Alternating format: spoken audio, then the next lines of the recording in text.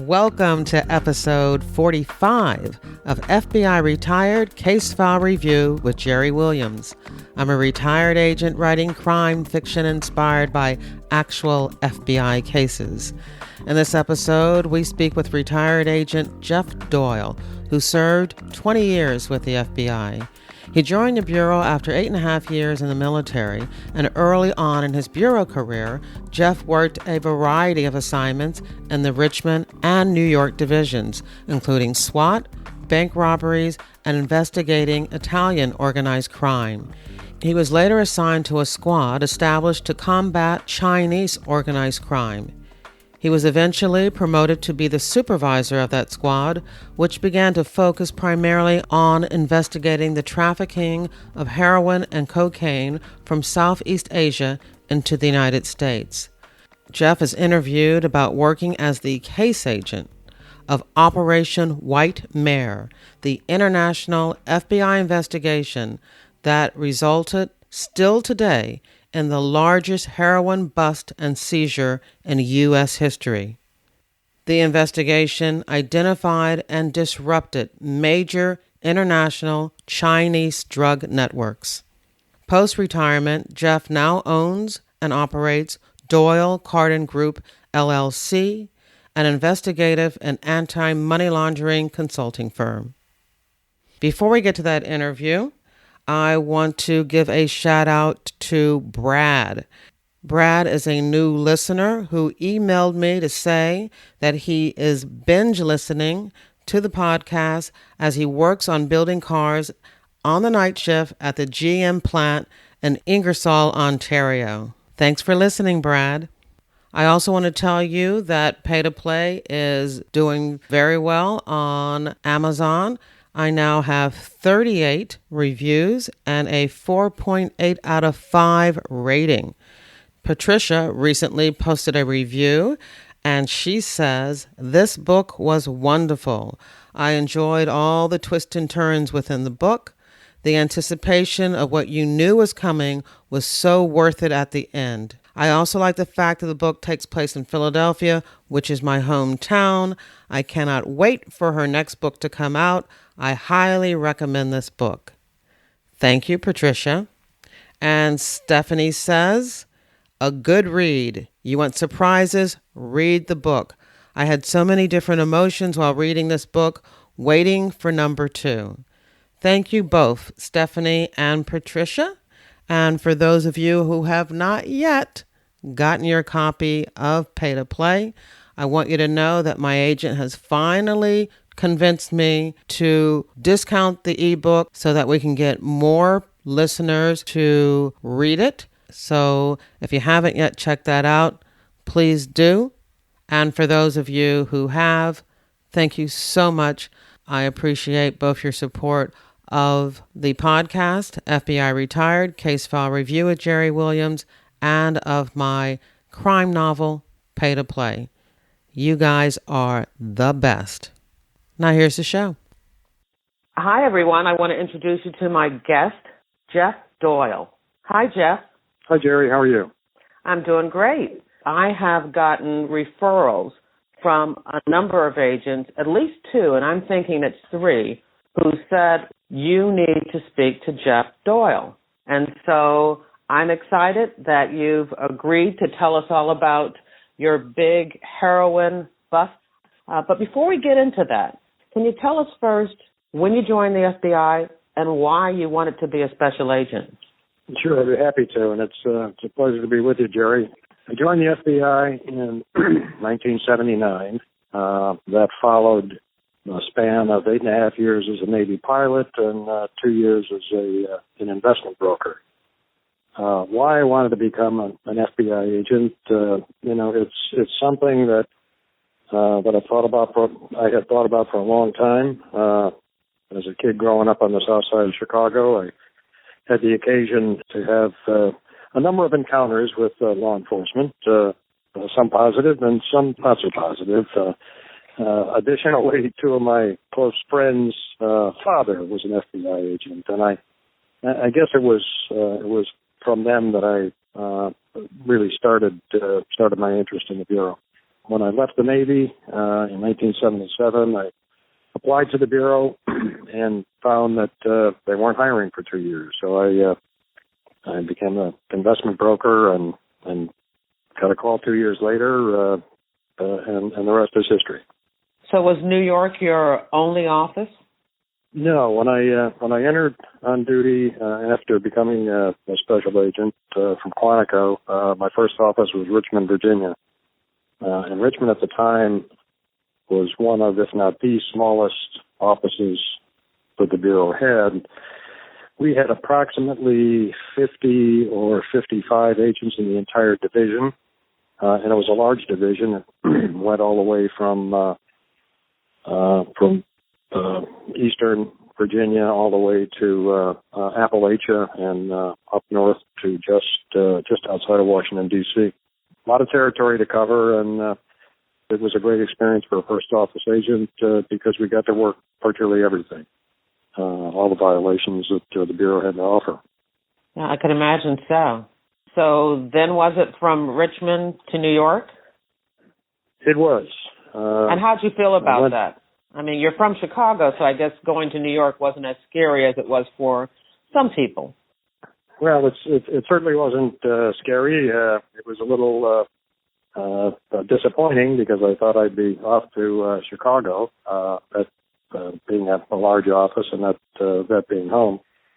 But I was very fortunate. I wound up on an Italian organized crime squad.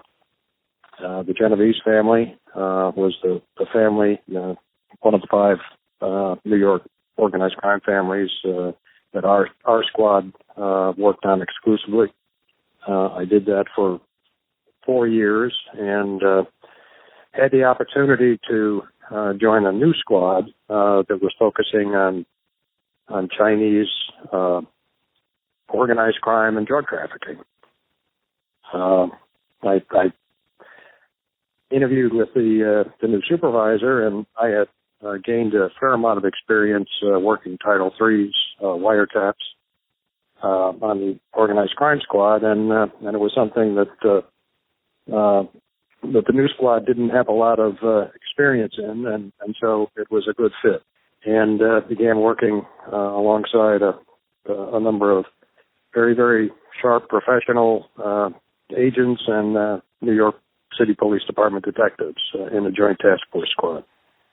Well, let me ask you just one quick question, because you talk about a new squad, and if you could share with the listeners, how squads are created, when there appears to be a new threat. That's exactly the case. Initially, all Chinese crime matters were handled off the Genovese Crime Family Squad, which there was no natural connection there, but it just wound up under the auspices of that particular squad. The long and the short is that there was a lot going on in Chinatown that the Bureau was not intimately involved in. A lot of crime that was being handled solely by the New York Police Department. There was a clear need for an enterprise type investigation of Chinese organized crime, which wasn't available with the shortage of manpower that Squad C6 had, which was the Genovese squad. And so they decided to form a squad exclusively to target the Chinese crime. And I take it this was a task force where you were also pulling in some of the New York Police Department people that were already working this? That's exactly right. And one of the real benefits that teaming with the New York Police Department brought was that they had a fair number of native Chinese speakers, which the Bureau at that time lacked significantly. And so, in addition to this investigative manpower, having those language abilities was a real plus. The squad initially began gathering intelligence, trying to develop informants through a separate squad in a separate office, actually the Chicago office, in the fall of 1987. An informant surfaced who had information about an individual in Chinatown, New York, who was a pretty well-known individual who allegedly had contact for Southeast Asian heroin. Case agent in Chicago essentially gave the information to New York, and it was decided that the case would be worked jointly by New York and Chicago, with the Chicago agent handling the confidential witness, and New York, handling the investigation on the individual in New York. That individual was a 72-year-old man by the name of Peter Wu, who was the unofficial mayor of Chinatown. He had been the president of one of the large influential Chinese associations for years. He ran a liquor store during the day, which was a gambling parlor in the basement in the evening. Very influential guy who had been around Chinatown for a long, long time. Had he ever been arrested? Was he known to law enforcement? He was not known to law enforcement from a criminal standpoint. He was certainly known simply because of his reputation in the community. He had pictures hanging on the wall taken with past mayors and other significant national figures. So he was a pretty well-known guy in the community, which piqued our interest. But we would have been interested in it no matter who he was, based on the information that the cooperating witness provided. And what was that? What was it that he was saying Mr. Wu was doing? Well, the cooperating witness in Chicago actually became a cooperating witness as a result of an Italian investigation. There, he had borrowed some money from the Italian mob in Chicago, and through another Chinese gentleman in Chicago, and was having difficulty paying it back. And his Chinese contact in Chicago, whose name was Joe Wing, suggested that he knew a way that the cooperating witness could make some money. That Joe Wing had a friend in New York, Peter Wu, who could get some heroin, and that he should get in touch with Peter Wu. From that point on, the agent in Chicago, whose name was Dan Bellich, worked very, very closely with the cooperator to develop phone numbers and to help us develop the probable cause to go up on wires on Peter Wu's telephones, which was the first step in trying to identify his associates and whatever group he might have been affiliated with. What happened after that was that the cooperator made contact with Peter Wu, essentially asked if he could purchase some heroin. The deal was set up. The cooperator flew to New York, and the deal happened in a hotel in New York. And undercover, a brand new first office agent undercover flew out to Chicago. A Chinese undercover flew out to Chicago and paid the money to Joe Wing when the deal happened in New York. That was really the catalyst to move the case forward. Now, obviously, in a typical drug case, as they had been done for decades by local law enforcement and often DEA, Peter Wu would have been arrested, Joe Wing would have been arrested, and the case would have been over. We decided that we were going to apply the enterprise theory of investigation that had been used on organized crime to try to expand the investigation and take it to its natural source. Could you explain that a little bit more? The enterprise? Yeah, the whole theory behind the enterprise theory of investigation is to, instead of focusing on single violations, to identify the other co-conspirators who were involved in the group, the enterprise itself, and ultimately the racketeering, the RICO statute allows those groups to be charged as an enterprise, even though they may involve a number of different crimes that different people are directly involved in.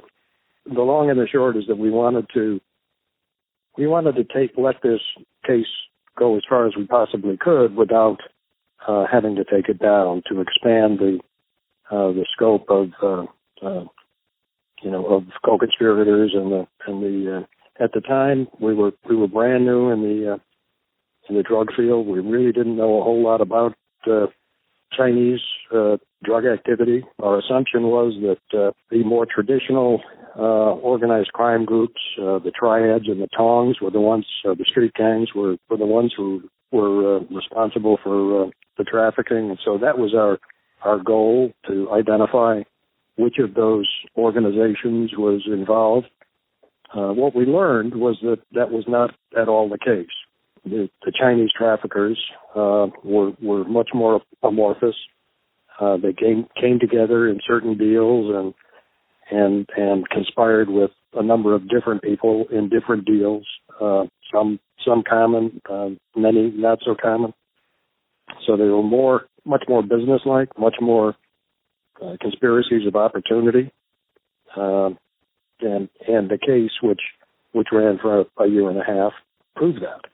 We were able to do deals and set up deals all across the Pacific Rim, from Hong Kong to Singapore to Los Angeles to Detroit, Calgary, Alberta, Canada, Vancouver, Toronto, and in each one of those places, using the intelligence from the Title IIIs as well as a cooperating witness, we were able to anticipate the moves of the bad guys and actually take the dope off the street without arresting anybody, and leaving the folks who were involved thinking that they were lucky to have escaped.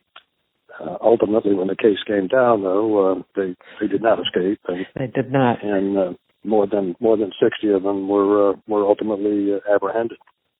And how many of that 60 were known gang members that you had already identified, and how many were people that weren't even on your radar? The vast majority of them were not on our radar until they entered the conspiracies. I did want to touch on something that you said about the FBI and drug investigations because, and I don't have the date, you probably do, it wasn't until the mid to late 80s that became part of our jurisdiction. Before that, the FBI was not actively involved in investigating drug investigations. Could you explain that a little bit more?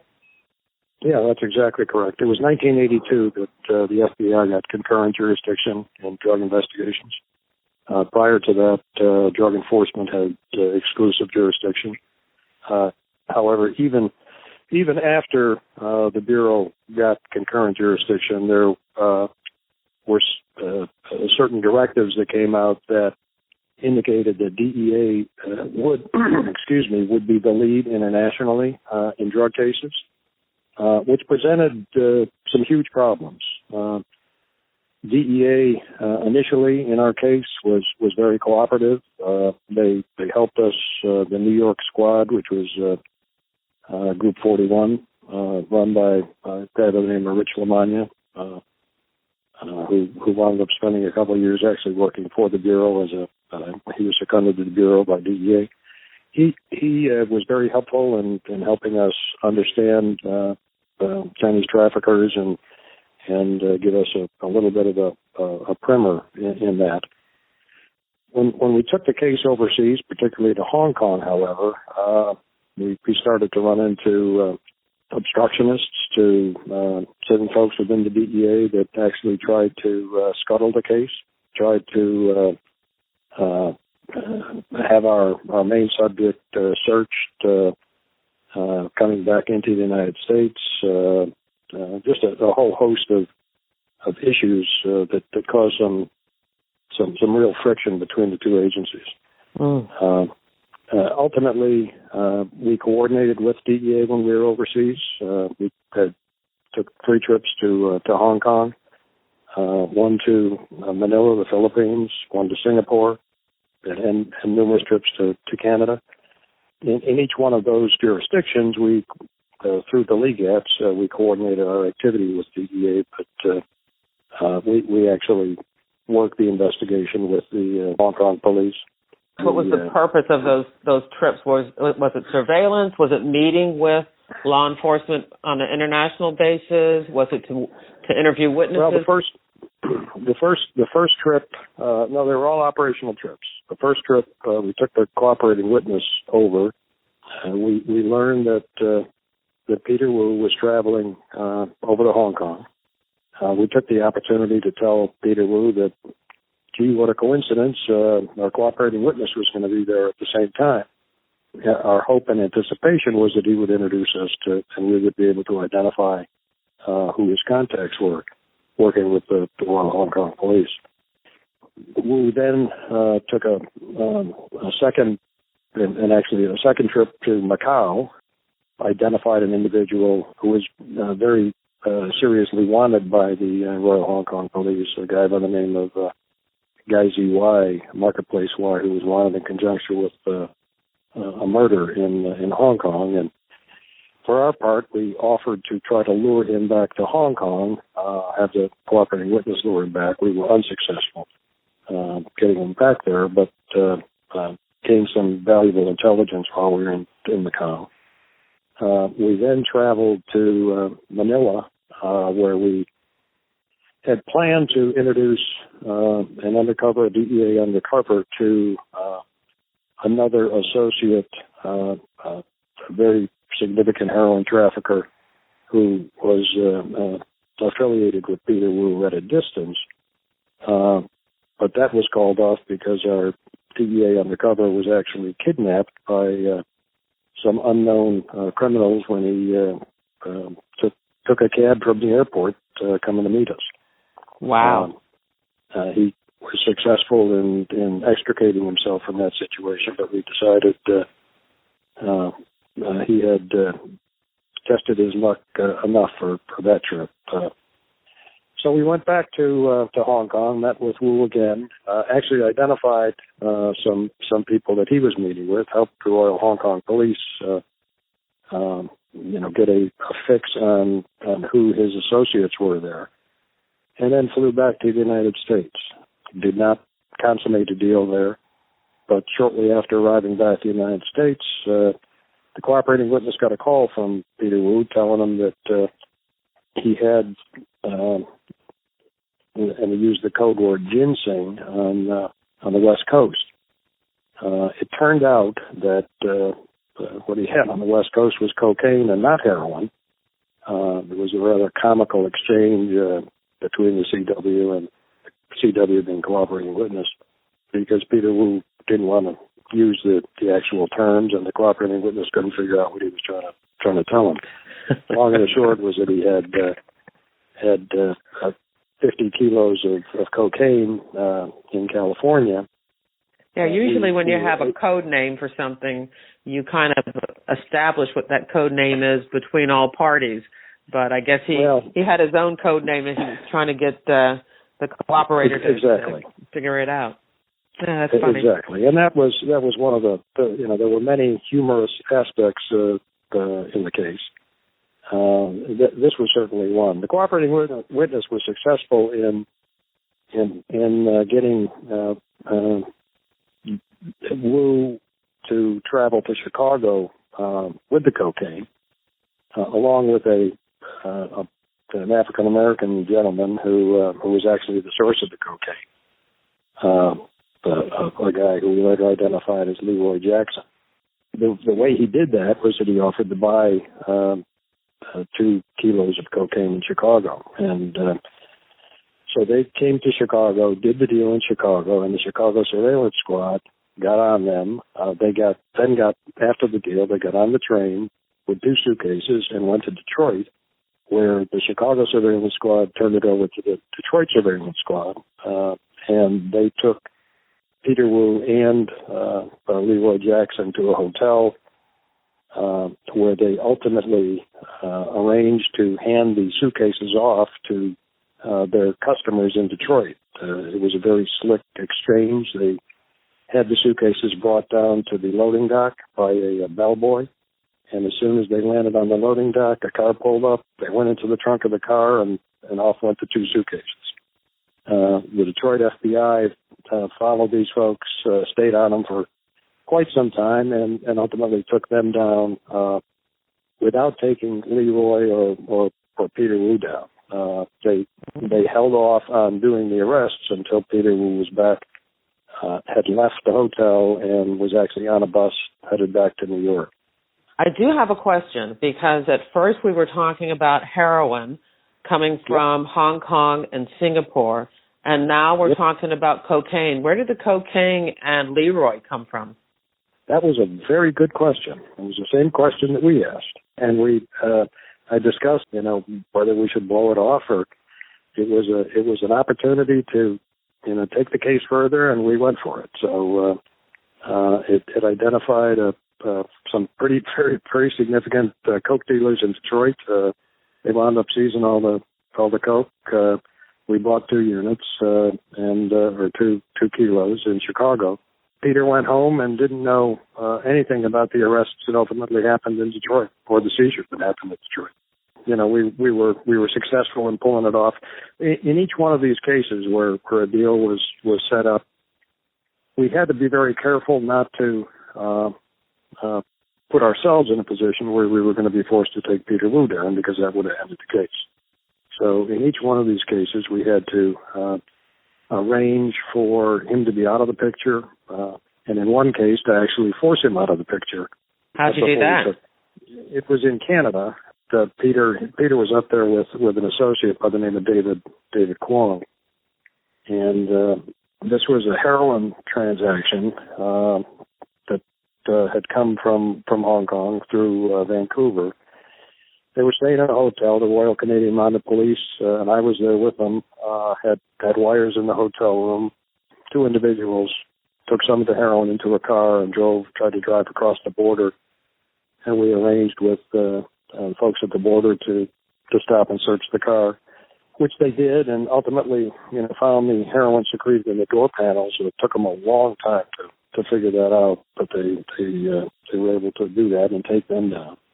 The rest of the heroin was still in the hotel room, and so Peter Wu walked into the lobby of the hotel, and the sergeant, whose name ironically was Ken Doyle, was standing there with me. And I said, "Look, we've got to get Peter out of here." He said, "I'll take care of it." He walked up, stood right next to Peter, and said to the desk clerk, "Sergeant Doyle, Royal Canadian Mounted Police, we have heroin dealers in room 22. I need a key." And Peter Wu looked at him and literally shuffled backwards out the side door and headed to the bus, thinking he was the luckiest guy in the world, that he just escaped. That is funny. Yeah, you let him go.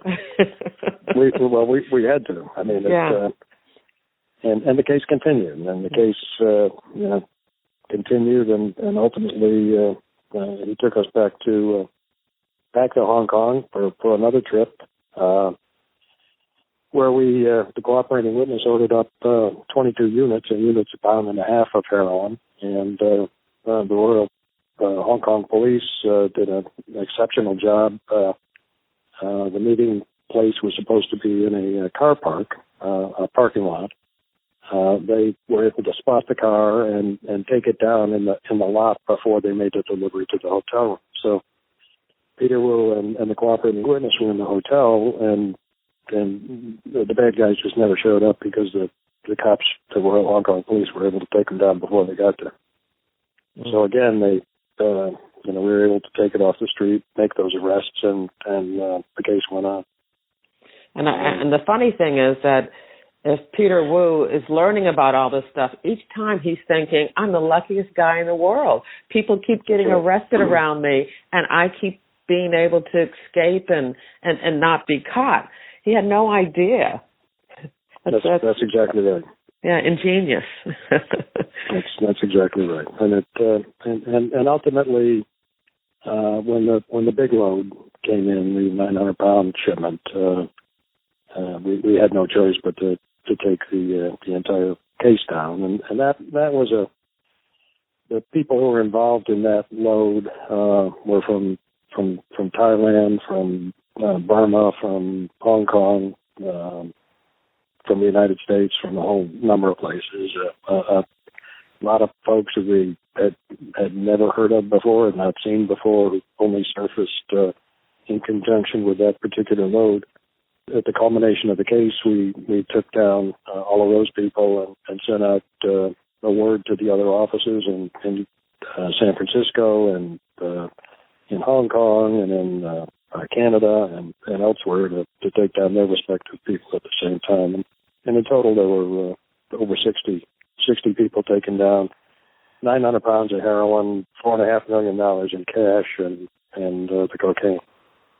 Well, we haven't used any superlatives as of yet, but at the time, this was considered the largest drug bust in the whole United States. Still is. Still is. Oh, wow. Still is. It was 4 times the size of the largest French Connection case.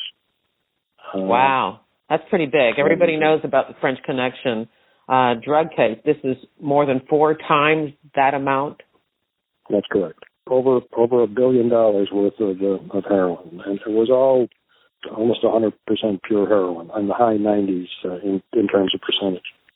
Well, let's talk more about how they were bringing this in, because that's pretty cool. You sent me a picture, so, I've seen it myself, but why don't you describe it to everybody? How were they able to smuggle in, or what were they using to smuggle this amount of heroin into the U.S.? It originated in northern Thailand, came down to Bangkok. It was packaged in Bangkok.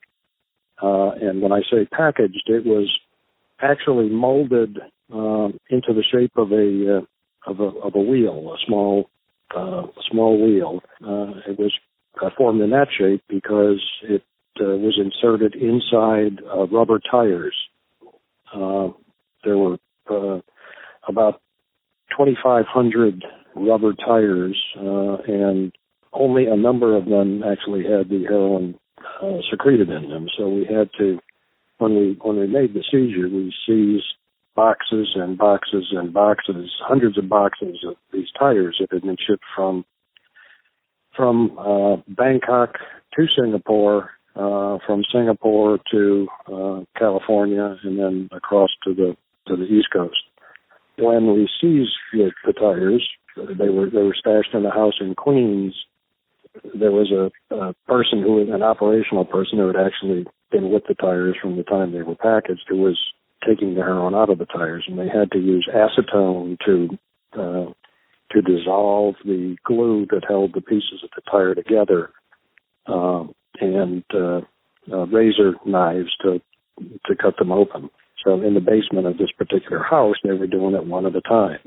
So when we seized all of the heroin, we had the challenge of figuring out which tires had the heroin and which ones didn't. And ultimately, we discovered that the ones with the heroin weighed about a pound more than the others. So that's how we ultimately determined which tires had it and which didn't. And it was our job to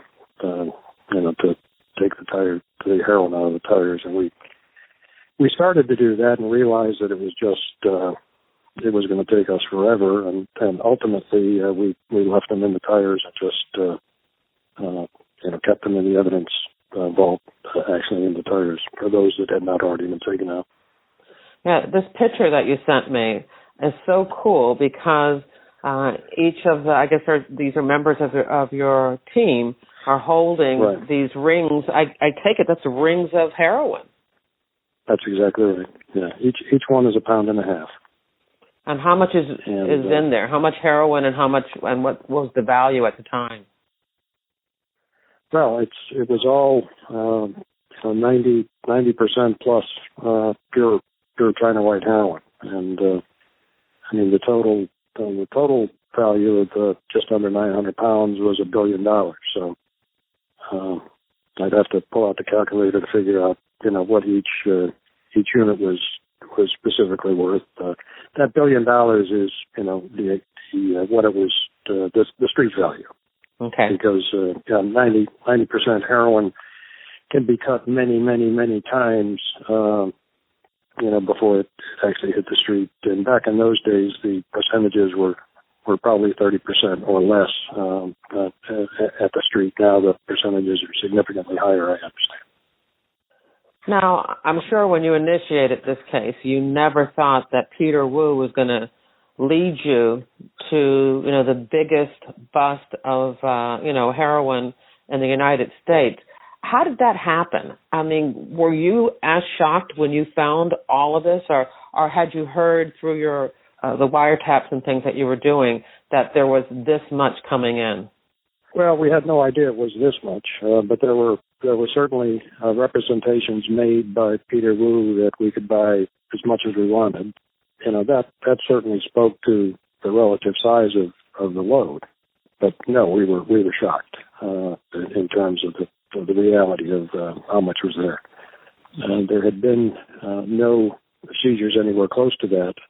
Nobody had any real sense, anybody in law enforcement or policymakers, of the influence of the Chinese traffickers, the Chinese and the Thai traffickers at the time. This really opened their eyes. At the time, China white heroin was probably responsible for about 80% of the heroin on the streets in the United States.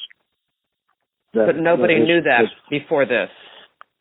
They certainly didn't have an appreciation for it. If they did know it, it wasn't widely disseminated, that's for sure. Okay. That's pretty cool, because I know I've done a number of podcasts, at least two others, where we talk about heroin during the same time period and, the FBI's investigation, but it was all Sicilian organized crime. Right. And so this is pretty fascinating to me. Well, that was one of the big misconceptions. The Sicilians, they were bringing heroin in, but nowhere near the volume that the Chinese were. A lot of attention was given to them. I mean, the Bureau had focused on the Italians and Italian organized crime for a long, long time, and that was certainly a much more well understood and well worked area. But the amount of heroin and the quantities and the scale that the Chinese and the Sino-Thais were able to produce as evidence by this was a real eye-opener. Was the violence that was associated with the Italian organized crime, was that also associated with the Asian organized crime? Were they killing each other and warring, and was all that happening, or is that why they were kind of under the radar? Yeah, much less so. Two reasons. And I was asked to testify before Vice President Biden when he was the head of the Judiciary Committee about this. Congress had done a study some years before that said that the Triads and the Tongs were the ones who were responsible for the Chinese heroin importation into the United States. I had to disabuse them of that. The evidence was clear to us, and for the next 10 years, it was certainly proven that the Chinese were that their organizations and their conspiracies were much more amorphous. They were not the property of any particular organized crime group, although there were figures, there were organized crime members who would come in and out of different conspiracies, but they were not organized and as a family enterprise or a Tong enterprise or a Triad enterprise. It was a different animal altogether, which also made it much more difficult to deal with. You couldn't put it on a chart. You couldn't identify who the boss was and who the soldiers were and who the capos were. And although that's what the congressional committee did, and I was not a welcome witness to Senator Biden. You messed up their pretty chart. Well, Senator Biden held up the book and he waved it in the air and he said to me, "You mean to tell me this is wrong?" I said, "Yes, Senator, it's wrong." He had charts on the wall and everything else, and they were, it was just make believe. There was absolutely no evidence of that. And we can see that just from what you've told us here, because Mr. Wu was, a 72-year-old man just walking Correct. around New York,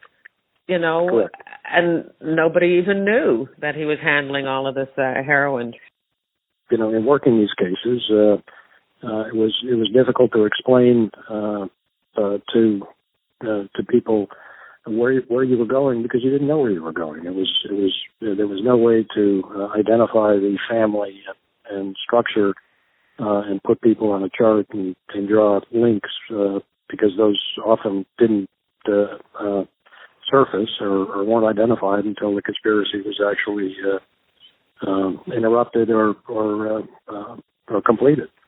I became the supervisor of that squad. I was the case agent. I became the supervisor of that squad and supervised it for the next 10 years. And every heroin case, every Chinese heroin case that we did showed the same sort of network, the same amorphous groups, the conspiracies that formed around specific transactions. One of the things I think about when I think about, drug cases and drug investigations is the greed and the power struggle. Everybody wants to be on top and they want to be the man, and it just doesn't seem that was involved in this particular enterprise. Well, it was about money. I mean, there was no question about it, and they worked together. They're much more businesslike, than the wise guys tend to be. Much more pragmatic than the wise guys tend to be, and consequently less violent. Although there was certainly an amount of violence. The individual who came over, whose name was V. Vesvichak, he was from Burma. He was responsible for handling the money, which was going to be in excess of $100 million going back to the suppliers in Bangkok. He wound up dying of mysterious causes. Our cooperating witness on a trip in 2003, trip to China, was found dead in his hotel room. Whether that was connected or not, we were never able to determine. The Chinese authorities were not cooperative at all in helping us identify what had happened or giving the consulate any information about that. So there certainly was violence. They were not afraid of using violence. In some of our cases, we arrested people with body armor and machine guns and things of that nature. But kind of one of the comical, after the fact comical points of the investigation was the night that we took it down, when we finally were executing 3 search warrants. We had followed a truck to a multifamily structure in Queens, New York, and Dan Belich and a number of folks from my squad were out there at that location, and there were Colombians on the 3rd floor of the building. The Chinese owned the building, but they were on the 1st floor, and the Colombians on the 3rd floor saw the police, and they thought they were coming for them, and threw out a kilo of cocaine and a machine gun. And so, in addition to taking the Chinese into custody, they gathered up, I think it was eight Colombians. And when I got back to the office, I walked in, and here 8 Hispanic guys are sitting on the wall, and I said, "Who the hell are these guys?" Had no idea, but that's great. Now, all of this information you've packed into a book. You wrote a book about this case. That's and right. I say packed because I saw that it had almost 500 pages. So the book is going to provide a lot more detail than we've been able to talk about here. Yeah, it was a labor of love. 520 pages to be exact. The reason I wrote the book was that right after the case came down in 1989, a professional writer by the name of Dave Kleinman, who had been an investigative reporter and had done a fair amount of true crime writing, asked permission of the Bureau to interview us, and they gave permission, and so he spent the next 2 years going to all the trials. He went to Hong Kong, he went to Canada, interviewed each of us as professional writers do. He wrote the first third of the book and tried to pre-sell it. Unfortunately, his agent wasn't able to sell the book. So when I retired in 1999, I thought to myself, well, it's a great story, and I want to get it down. So that's what I did. I spent the next 9 months writing the first draft, and a total of about 2.5 years between the time I started and the time it was published. And what's the name of the book? The name of the book is Whitemare, which was the name of the case. Whitemare, Whitemare, and the name comes from the street term for heroin back years ago was horse, and this is China White, and we couldn't call it White Horse because that's a famous brand, and so Whitemare became the name. I will put a link to that book. I found it on Amazon, and so I'll put a link to that book on the show notes for this episode. It's available. It's still available through the publisher. It's a print-on-demand publisher, Ex Libris, which is a Random House brand. It's XLIBRIS. All right, I'll put a link to both of those on this episode's show notes. So if anybody wants to check out the book, they can do that too, because I'm sure there are a lot more stories that were involved with this case that you tell in the book. I think it's fascinating. Yeah, it was a great case, and just I'll tell you the work and the cooperation of foreign law enforcement and the domestic the folks from the bureau and from the police department, and it was just exceptional. The Royal Hong Kong Police, the Royal Canadian Mounted Police. There were bumps along the way, but it wound up being just a wonderful, wonderful working relationship, and developed some really strong friendships, some of which continue today, which is 27 years later. Well, before we wrap up, because I do want to find out what you're doing now, and I don't know if you can answer this question, but sure. What are your thoughts about what's going on with heroin today? I mean, heroin now is what cocaine used to be, a recreational drug that even in my town, I live in a middle class suburban outside of Philadelphia town in South Jersey, and heroin is here in our high school, and it's just unbelievable to me. What are your thoughts on that? Well, it's a tragedy, and it's you're right. It's rampant. It's rampant all over the United States. It's epidemic in some areas.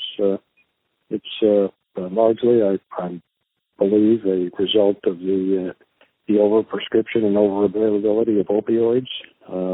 Pain medicine that for the last decade have been peddled like candy, and heroin's a lot cheaper, and people get hooked on the pills and they turn to heroin, and there are just scores of very, very sad situations that result deaths and families that are never the same. It's tragic. It's tragic. Absolutely. Well, I have a lot of retired agents who also listen to the podcast, and one of the things I really like to have on, and I've had a request for this, is to somebody, who worked healthcare fraud, who can talk to us about a case where we had, a physician overprescribing. I would love to talk about that and to talk about its relationship to this increase in heroin use. It'd be fascinating. So if there's an agent out there, retired agent out there, who has had one of those type of cases, please call me. Love to talk to them about it. All right. So, Geoff, what are you doing now? So when did you retire? I retired in 1999. As I said, after this case, I became the supervisor of the squad, and we were, if not the most successful squad in the bureau, I would put it up against any other. We were very successful and just a great, very unique group of people that I had the pleasure of working with. After retirement, I did a number of things, but settled in about 2003 into what I'm doing now, and that is I run an investigative and an anti-money laundering consulting firm. Our main function is in the anti-money laundering arena. We provide staffing for projects for large financial institutions and employ many retired agents, retired bureau agents, IRS, CI agents, former postal inspectors, a couple of DEA agents, some former customs folks, retired police department people, as well as retired bankers and folks with the compliance experience. What's the name of the firm? Doyle Carden Group, DOYLECARDEN Group. Bill Carden, my partner, is a retired agent out of New York who worked a bunch of things, but did the first big organized crime case at JFK Airport and took down some very significant organized crime figures there. All right, tell him I'm calling him next. I will. All right, so I'll actually put a link, if you don't mind. I'll put a link to the company too. So if there's anybody who's listening to this that needs to have somebody look at potential money laundering, then they can contact you. That'd be great. Well, also it's we've been a great second career for a lot of retired agents. We deal with them as independent contractors on a non-exclusive basis, and put them to work. And we've been doing it for 13 years, and I've had a number of folks who've worked up for us on and off for that entire time. I'd like to give you the opportunity to kind of wrap up your career, your thoughts about the FBI. And I've done a lot of things in my life. Each one has been a different chapter. The military, financial industry, my current occupation. But the most remarkable and the most memorable certainly were my 20 years in the FBI. Greatest people in the world to work with, doing very, very important things for the country. Very, very often not appreciated. And I hear all the time that it's not the same now as it used to be. I don't believe that. I'm sure it's just as great today as it was when I retired, and just as great then as it was 20 years before that. So it's a wonderful organization, and anybody who's looking to get into the Bureau, I wish them all the luck in the world. And that's the end of the interview. As always, back at jerrywilliams.com, you'll find lots of photos of Geoff, newspaper articles about that biggest heroin bust in the history of the U.S., photos of the rings of heroin and the little wheelbarrow tires they were packed in. You'll have direct links to his book, Whitemare, that will provide lots more details about this case. If you enjoyed the show, I encourage you to share it with all your friends and family, and I make it easy for you. At the bottom of the episode show notes, I have all the social media share buttons. I forgot to say how much I missed you last week. I did not have a Thanksgiving episode, and I really missed talking to you guys, but it was nice to have a little bit of a break.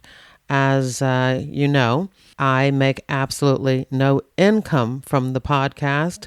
I'm not complaining. This is something that I love to do.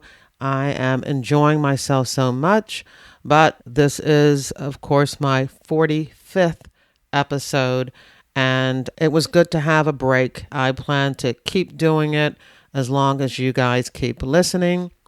But if you are a regular listener and you want to say thank you for all of the hard work that I do to bring you interesting and exciting episodes each week, except for last week, you can do that by going to Amazon and purchasing Pay to Play. You don't even have to do the trade paperback. Just picking up the ebook and showing me a little bit of love is all I ask. Right now, it's discounted to $2.99 for the ebook. What a good value you are getting.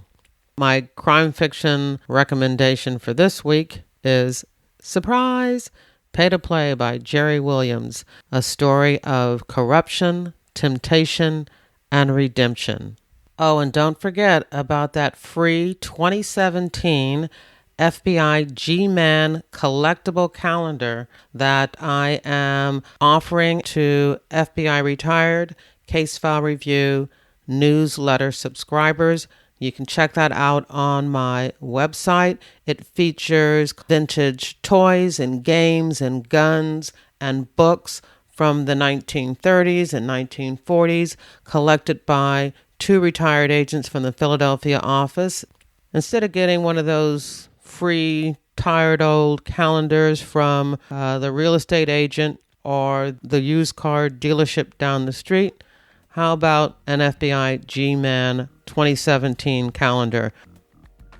This episode was sponsored by FBIRetired.com, the only online directory made available to the general public featuring retired FBI agents and analysts interested in showcasing their skills to secure business opportunities.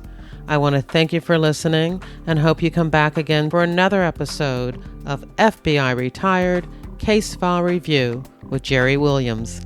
Thank you.